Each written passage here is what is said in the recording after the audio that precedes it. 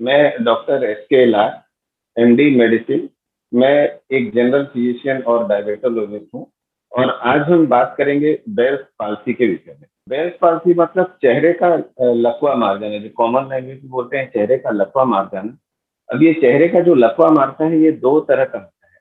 Scientific term में अगर इसे बोले तो ये दो तरह का होता है, एक अपर मोटर न्यूरन और एक लोअर मोटर न्यूरन। थोड़ा सा डिफरेंस है। कॉमन पब्लिक के लिए बता दूं, अगर सिर्फ आपका फेस में वीकनेस है, हाथ और पाँव में वीकनेस नहीं है, और आप अगर आँख को अच्छे से बंद नहीं कर पा रहे, जिस साइड में आपका फेस वीक है, अगर आप वहाँ पर आँख अच्छी से बंद नहीं कर पा रहे हैं, तो ये 99% बेल्स पाल्सी है। दूसरे कारण भी हो सकते हैं, 99% ये बेल्स पाल्सी है। हमारे फेस में दोनों तरफ से फेशियल नर्व नाम की एक नस आती है, जो हमारे फेस के पूरे मूवमेंट को कंट्रोल करती है। हंसना, रोना, अलग अलग तरह के इमोशंस, अलग अलग तरह के एक्सप्रेशन, ये सब इसी नर्व से कंट्रोल होते हैं।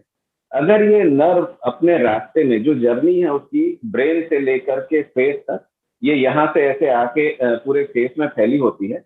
तो इसकी जर्नी में अगर ये फेशियल नर्व कहीं भी ऑब्स्ट्रक्ट हो जाए, दब जाए, टूट जाए, कुछ भी ऐसा हो जाए, तो हमारा फेस अच्छे से काम नहीं करता है। उस तरफ का फेस अच्छे से काम नहीं करता है, जिसको हम लोग बेल्स पाल्सी कहते हैं। हम लोगों में एक टर्म है इडियोपैथिक। इडियोपैथिक मतलब जहां पर अभी तक कोई साइंटिफिक रीजन प्रूव नहीं हुआ। तो जहां साइंटिफिक रीजन प्रूव नहीं होता, वहां कई तरह की हाइपोथेसिस आती है। तो उसमें एक हाइपोथेसिस ये भी है कि ये वायरल इन्फेक्शन से हो सकता है। देखा भी गया है कि कई बार सर्दी खांसी या ज्यादा ठंड वाली जगह में आप जाके आए, तो उसके बाद भी इस तरह की बेल्स पाल्सी दिखती है। तो इसे एक हम लोगों ने एक हाइपोथेसाइज किया हुआ है कि ये वायरल इन्फेक्शन के कारण हो सकता है। जब भी आपको बेल्स पाल्सी होगी, आपका उस तरफ का चेहरा, दूसरे लोग बोलेंगे कि थोड़ा सा अलग दिख रहा है, फेशियल एसिमेट्री हो जाएगी। उन्हें देख के लगेगा कि एक तरफ का चेहरा थोड़ा लटका हुआ है।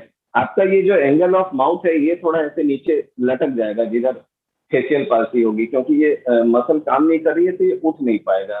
आपकी आंख उधर की खुली रहेगी। आप अगर पानी पी रहे हैं या खाना खा रहे हैं, जिस तरफ आपका बेल्स पाल्सी हुआ है, उधर से वो पानी निकलता जाएगा, आप अच्छे से निगल नहीं पाएंगे उसको। आपकी बातचीत क्लियर नहीं आएगी। कुछ वर्ड्स हैं, आप जैसे प, फ, ब, इस तरह के वर्ड्स क्लियर नहीं निकलेंगे, वो थोड़े से लड़खड़ा के आपकी आवाज निकलेगी। और आप आंख को बंद नहीं कर पाएंगे, आंख से रिकरेंट पानी भी नीचे निकल सकता है। तो इस तरह के सिम्टम्स होने पर आप सस्पेक्ट कीजिए कि आपको बेल्स पाल्सी हुआ है। वैसे तो कोई भी पेशेंट आ सकता है, लेकिन जिनको ज्यादा इम्यूनोडेफिशिएंसी, जैसे डायबिटीज वाले पेशेंट, उनको फेशियल पाल्सी कई बार हो जाती है। लेकिन इसमें कोई भी आ सकता है, ऐसा कोई पर्टिकुलर रीजन नहीं है जिसके कारण बेल्स पाल्सी ज्यादा हो। एक चीज बता दूं, अगर ये कंफर्म्ड बेल्स पाल्सी है, तो 99.9% बेल्स पाल्सी ठीक हो ही जाती है। तो इसमें डरने वाली कोई भी बात नहीं है। यूजुअली हमारे पास जब पेशेंट आ जाते हैं, तो वो काफी डरे हुए रहते हैं कि मुझे कहीं लकवा तो नहीं मार गया। एक होता है कॉमन लकवा, जिसमें आपका फेस, आपका एक साइड का हाथ और पाँव कमजोर हो जाता है। वो एक पैरालिसिस सबके दिमाग में बैठा हुआ है कि अगर ऐसा पैरालिसिस हो गया तो ये ठीक नहीं होगा।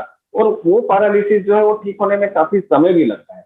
तो लोग उसको इसके साथ कंपेयर कर लेते हैं, लेकिन ये जो है, ये एक काफी बिनाइन सा कंडीशन है, और यूजुअली 1 महीने के आसपास, 1 से 1.5 महीने में ये पूरी तरह कंप्लीटली क्योर हो जाता है। बस आप दवाइयों का ध्यान रखें और जो ट्रीटमेंट है उसका ध्यान रखें, 100% ये ठीक हो जाता है। इसके ट्रीटमेंट में एक है दवाई और दूसरा है फिजियोथेरेपी। दवाई में हम लोग ज्यादातर स्टीरॉयड दवाई देते हैं, उसके साथ कुछ विटामिन भी देते हैं, कुछ सूजन को कम करने के लिए दवाई भी देते हैं, और उसके साथ कुछ गैस की दवाई वगैरह भी देते हैं।